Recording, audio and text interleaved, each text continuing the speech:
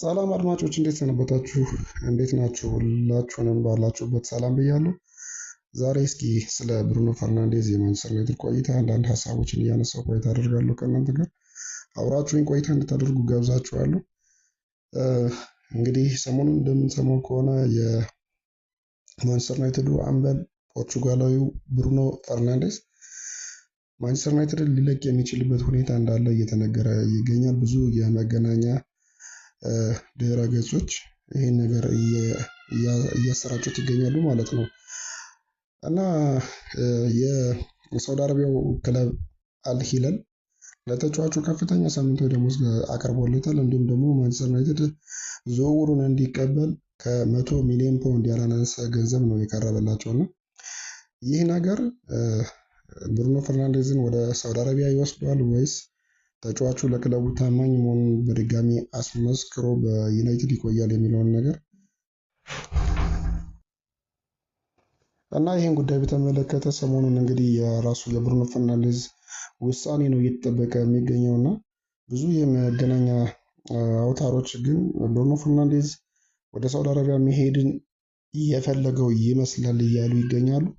ምክንያቱም የቀረበለት ሳምንታዊ ደሞዝ በጣም የሚያጓጓና በጣም ትኩረት የሚስብ ሆኗል ማለት ነው። እስከ 750 ሺህ ፓውንድ ድረስ ያገኛል ተብሎ ይጠበቃል። ብሩኖ ፈርናንዴዝ በማንቸስተር ዩናይትድ በኩል ተጫዋቹን የመሸጥም ያለመሸጥም ፍላጎቱ አላቸው። ይህም ማለት ምንድነው? ከፍተኛ ደሞዝ ነው የቀረበላቸው ማለትም ለዝውውሩ ከ100 ሚሊዮን ፓውንድ በላይ ነው የቀረበላቸው። ዩናይትዶች ገንዘቡን ይፈልጉታል። አሁን ያሉበት ፋይናንሻል ሁኔታ ክለቡ ደካማ ስለሆነ ይህን ገንዘብ ወስደው በተጫዋቾች ዝውውር ሊጠቀሙበት ይፈልጋሉ። በዛው ልክ ደግሞ ብሩኖ ፈርናንዴዝ ማጣት በጣም አስቸጋሪ ስለሚሆን ተጫዋቹን ላለማጣትም ደግሞ ፍላጎቱ አላቸው ማለት ነው። ስለዚህ አሁን ምንድነው እየተደረገ ያለው?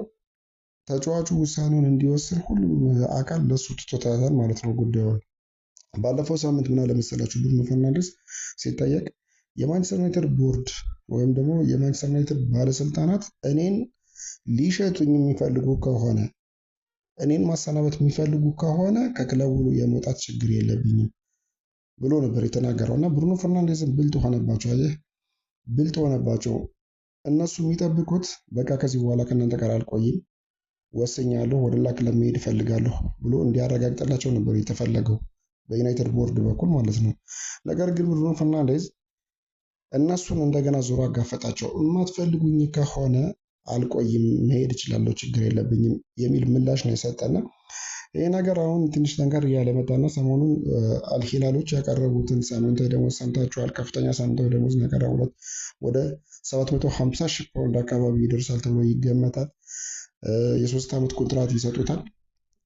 በአመት ወደ 21 ሚሊዮን ፓውንድ አካባቢ ይደርሳል የሚባል ነገር ነው ስንሰማ የሰነበት ነው እና ይሄ ነገር እየተነሳ ትንሽ ነገሩ በደንብ ጠንከር እያለ ሲመጣ የሳውዲ ጋዜጠኞች እና የሳውዲ ጋዜጦች ደግሞ ተጫዋቹ ወደ እኛ ሊመጣ ነው፣ ከዚህ በኋላ ያለው ነገር ከባድ አይሆንም የሚል አይነት ነገር ማንሳት ሲጀምሩ ብዙ የአውሮፓ ጋዜጦች በተለይ የእንግሊዝ ጋዜጦች ጉዳዩን ማራገብ ጀምረዋል ማለት ነው እና ዛሬ ነው እንግዲህ በአልሂላል በኩል ውሳኔ እንዲሰጥ የተቀመጠለት የቀን ገደብ ዛሬ ይጠናቀቃል ማለት ነው። ብሩኖ ፈርናንዴዝ ከዛ በኋላ የሚኖረው ውሳኔ ምን አይነት ውሳኔ ይኖራል የሚለውን ደግሞ ወደፊት አብረን እንመለከታለን። ነገር ግን እስካሁን በሚወጡ መረጃዎች መሰረት ምንም አይነት ነገር እየሰማን አይደለም። ተጫዋቹ ውሳኔውን አላሳወቅም። ያ ማለት በዝምታ የሚያልፈው ነገር ከሆነ በማንቸስተር ዩናይትድ መቆየትን ምርጫው አድርጓል ማለት ነው። እንዲሁም ደግሞ ቆይቶ የሚወስነው ውሳኔ ካለ ያው የመገናኛ አውታሮች እንደዚህ የዜና አምዶች ነገሩን ግልጽ እያደረጉት ይመጣሉ ማለት ነው። ነገር ግን ማንቸስተር ዩናይትድ ይህን ተጫዋች ቢሸጠው ምን ሊሆን ይችላል? የክለቡ ቀጣይ ጉዞስ ምን አይነት ጉዞ ሊሆን ይችላል የሚለውን ነገር ትንሽ ብናየው የተሻለ ይመስለኛል። ብሩኖ ፈርናንዴዝ የዚህ ክለብ በጣም ወሳኝ ተጫዋች እንደሆነ ምንም ጥርጥር የለውም። ጎል አስቆጣሪ ነው። ጎሎችን በብዛት ያስቆጥርላቸዋል። ብዙ አሲስቶችን ይፈጥራል። አጠቃላይ የቡድኑ ክሬቲቪቲ ያለው ከዚህ ተጫዋች ጋር ነው እና ይህን ተጫዋች ማጣት በጣም ብዙ ነገሮችን ሊያጎልባቸው እንደሚችል አያጠራጥርም። ነገር ግን አሁን ባለው ሁኔታ ብሩኖ ፈርናንዴዝ የ31 ዓመት አማካኝ ነው እና እንግዲህ ወደ 32ኛ ዓመቱ እየሄደ የሚገኘውን ተጫዋች 100 ሚሊዮን ፓውንድ አግኝተውበት ቢሸጡት በሌሎች ተጫዋቾች ወጣት በሆኑ ተጫዋቾች ገንዘቡን ተጠቅመው ሊተኩት ይችላሉ እና የሚጠበቀው ነገር እሱ ነው። በነገራችን ላይ እነሱም የዩናይትድ ቦርድም ይሄን ነው እያሰበበት የሚገኘው በሌሎች ትኩስ ጉልበት ባላቸው ወጣት ተጫዋቾች ቡድኑን ማጠናከር እና የተገኘውን ገንዘብ በብዙ ተጫዋቾች ላይ ተጠቅሞ አዲስ ቡድን መገንባት ነው ፍላጎታቸው። ያንን ነገር ነው እንትን እያደረጉ ያሉት። ነገር ግን ብሩኖ ፈርናንዴዝን ገፍተህ ደግሞ ማስወጣት የማይታሰብ እና በጣም ከባድ የሆነ ውሳኔ የሚፈልግ ጉዳይ በመሆኑ ብሩኖ ፈርናንዴዝን ቢያሰናብቱት በእነሱ ውሳኔ ከክለቡ እንዲለቅ ግፊት ቢያደርጉበት ከደጋፊው ጋር የሚፈጠረው ግጭት መራራቅ በጣም የበዛ ይሆናል እና ያንን ደግሞ ይፈሩታል የማንቸስተር ዩናይትድ ባለስልጣናት ማለት ነው። አሁን ጉዳዩን ራሱ ተጫዋቹ እንዲወስን ያደረጉበትን ዋናው ምክንያት ከደጋፊው ጋር መቃቃሩ ይበልጥ እየሰፋ እንዳይሄድ ስለሚፈልጉ እንጂ ብሩኖ ፈርናንዴዝን ሽጠው በሚያገኙት ገንዘብ የሌሎች ተጫዋቾችን ዝውውር መጨረስ ሳይፈልጉ ቀርቶ አይደለም። እየተወራ ያለውም እንደዛ ነው። ነገር ግን ውሳኔውን መወሰን ነው አሁን አስቸጋሪ የሆነባቸው ለነሱ እና ራሱ ተጫዋቹ ፍላጎት እንዲያሳይ የተጫዋቹ ፍላጎት ከሆነ ደግሞ እነሱም እንደሚቀበሉት ማሳወቅ ነው የማንቸስተር ዩናይትድ ባለስልጣናት እቅዳቸው እንደዛ ነው እና የተጫዋቹ ውሳኔ ይጠበቃል። በነገራችን ላይ የሳውዲ አረቢያ ክለብ ብቻ አይደለም ብሩኖ ፈርናንዴዝ የሚፈልገው ከ10 በላይ ክለቦች ይፈልጉታል። አውሮፓ ውስጥ እንደ ባየር ሙኒክ እና ፒኤስጂ አይነት ክለቦች ይፈልጉታል። ይህም ማለት ዛሬ አልሂላሎች ያቀረቡለትን የቀን ገደብ ባይጠቀምበትና ወደ እነሱ መዘዋወርን ቢተወው እንኳን የዝውውር ሰዓቱ ተከፍቶ እስኪዘጋ ድረስ ገና ያልተጠናቀቀ ብዙ ቀናቶች አሉና እነዚህ ቀናቶች ብዙ ወሬ ሊያስነሱ ይችላሉ በብሩኖ ፈርናንዴዝ ጉዳይ ማለት ነው። እና ብሩኖ ፈርናንዴዝ ምናልባትም በአውሮፓ ቆይቶ ለሌላ ቡድን መጫወትን ሊመርጥ ይችላል። እንደ ባየር ሙኒክ ላሉ ቡድኖች፣ እንደ ፒኤስጂ ላሉ ቡድኖች መጫወትን ሊመርጥ ይችላል። ምክንያቱም ይህ ተጫዋች ዋንጫ እስካሁን ድረስ አላሸነፈም። እንደ ሃሪኬን ነው የዚህ ተጫዋች ሂደቱ እስካሁን ያለው ሁኔታ ማለት ነው። ማለትም ሃሪኬን በእርግጥ ምንም አይነት ዋንጫ ሳያነሳ ነው ወደ ባየር ሙኒክ የሄደው። ብሩኖ ፈርናንዴዝ ትንንሽ የሚባሉ በጥሎ ማለፍ የሚገኙ አይነት ዋንጫዎችን አሸንፏል። ነገር ግን ብሩኖ ፈርናንዴዝን በሚመጥን ደረጃ ከፍ ያሉ ዋንጫዎችን፣ ትልልቅ ዋንጫዎችን ያሸነፈ ተጫዋች አይደለም እና ይህን ክብር ሊፈልግ ይችላል ወደ ሌላ ቦታ ሄዶ ማለት ነው።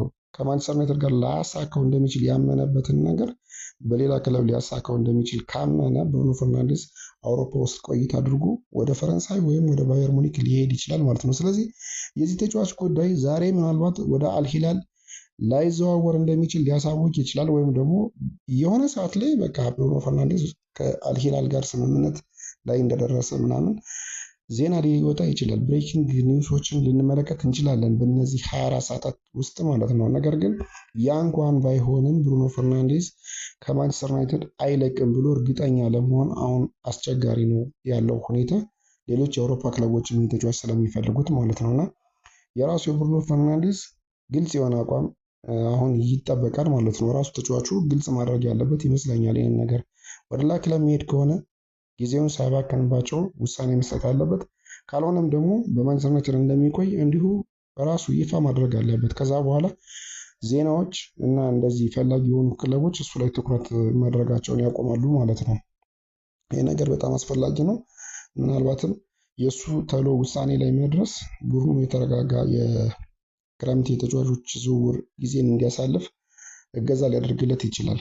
ካልሆነ ግን የዜና ምንጮች ከእሱ ጋር መያያዛቸው ነገሮችን አስቸጋሪ ሊያደርግባቸው ስለሚችል ይሄ ከተጫዋቹ አንግል ብቻ ሳይሆን ለክለቡም ወሳኝ ነገር ነው እና በትኩረት እንግዲህ የምንመለከተው ይሆናል ማለት ነው። አድማጮች አንድ ነገር በዚሁ መናገር ያለብኝ በቅርቡ ሩበን አሞሪም የሰጠው መግለጫ ትንሽ ነገሮችን በደንብ በጥልቀት መመልከት እንዳለብን ያሳየ ይመስለኛል። ምንድን ያለው? በቀጣይ ሲዝን በአውሮፓ ውድድሮች የምንካፈል አይደለንም። ስለዚህ ስኳዳችን ብዙ ጥልቅ እንዲሆን አንፈልግም። 25 በጣም ኳሊቲ ያላቸው ተጫዋቾችን የምንይዝበት ሁኔታ ላይ አይደለንም።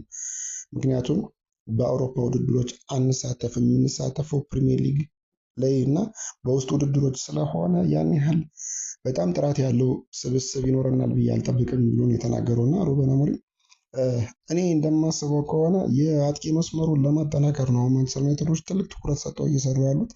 ማቲያስ ኩንሃን አግኝተዋል። ከኩንሃ ዝውውር በኋላ ምንቤሙን ደግሞ ለማዘዋወር እንግዲህ ንግግሮች እያደረጉ ነው ይባላል። አንዳንድ ነገሮች አሉ ይባላል። እስካሁን ድረስ ብዙ ዜናዎች ይወጣሉ። ነገር ግን ተጨባጭ የሆነ ነገር እያየን አይደለንም። በዚህ ተጫዋች ዙሪያ የአጥቂ መስመሩን ለማሻሻል የሊያም ዲላፕ ፈላጊዎች ነበሩ። ዲላፕ ግን አሁን ወደ ቸልሲ መዘዋወርን የመረጠ ይመስላል። ብዙ የዜና ምንጮች ይህን ነገር እያረጋገጡት ይገኛሉ።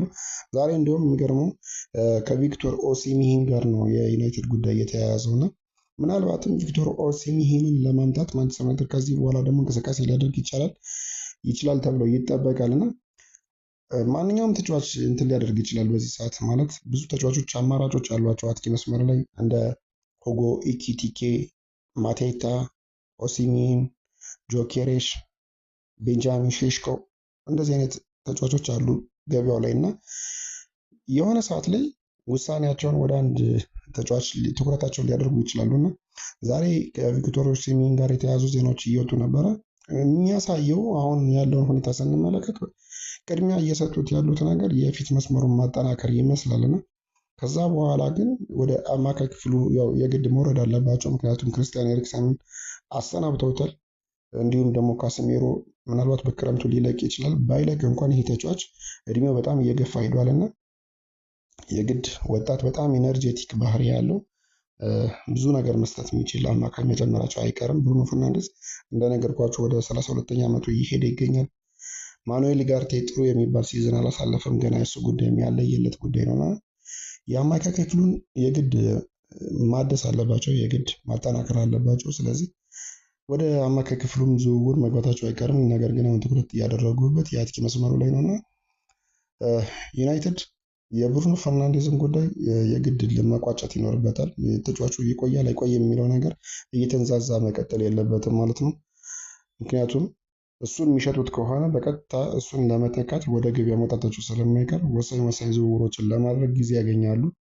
ካልሆነ ደግሞ ከእሱ ጋር የሚቀጥሉ ከሆነ ውሳኔውን ስለሚያውቁ እርግጠኛ ስለሚሆኑ ለሌሎች ዝውውሮች ስራቸውን ይጀምራሉ ማለት ነው እና የብሩኖ ፈርናንዴዝ ጉዳይ አሁንም አነጋጋሪ እንደሆነ ቀጥሏል። እስካሁን በሚወጡ መረጃዎች ግን ምንም አይነት ፍንጭ አላሳየም ተጫዋች። ትናንትናና ከዛ በፊት የነበሩ መረጃዎችን ደግሞ ስንመለከት አንዳንድ ቦታዎች ላይ ብሩኖ ፈርናንዴዝ በቃ ማንቸስተር ዩናይትድን ለመልቀቅ እያሰበ ይገኛል፣ ይሄን ነገር ይፋ ሊያደርገው ነው ሊያሳውቃቸው ነው የሚል ነገር ስንመለከት ነበር። እስካሁን ደቂቃ ድረስ ግን መረጃ አላገኘውም በዚህ ጉዳይ። ያው የሚጠበቅ ይሆናል ማለት ነው የብሩኖ ፈርናንዴዝ ጉዳይ። እናንተስ ምን አስተያየት አላችሁ? ብሩኖ ፈርናንዴዝ በማንቸስተር ቢቆይ ይሻላል ወይስ ቢለቅ? እስኪ ሀሳባችሁን አካፍሉ። ለነበረን ቆይታ አመሰግናለሁ። በድጋሚ በሌሎች ፕሮግራሞች ተመልሰን እንገናኛለን። መልካም ጊዜ ይሁንላችሁ።